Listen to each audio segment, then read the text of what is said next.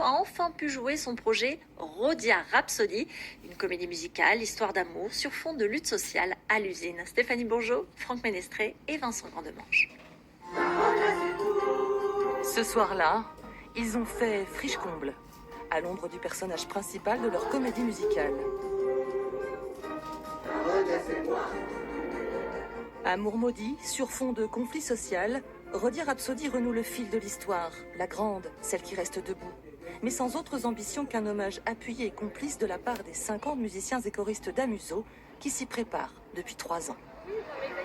Chacun pourra puiser, c'est-à-dire que ceux qui seront plus sur la comédie, enfin sur l'aspect roman, sur le Roméo et Juliette byzantin, ils iront là-dessus.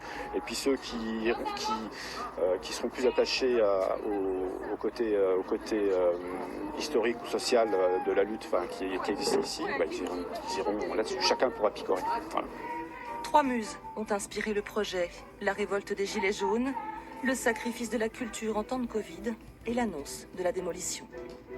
On avait vraiment envie qu'on puisse voir ce lieu emblématique et puis qui perdure dans la culture. C'est-à-dire qu'on avait envie aussi que ce projet-là se dise, la Rhodia, c'est pas qu'une friche, ça a été des mouvements sociaux, ça a été la culture offerte aux ouvriers. Ce que vous faites est complètement illégal. Alors laissez passer au moins les personnels qui veulent travailler. Et je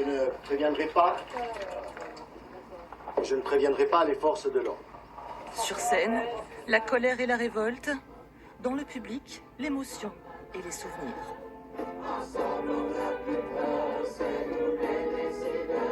Mon père y travaillait et a donc connu le conflit de 67.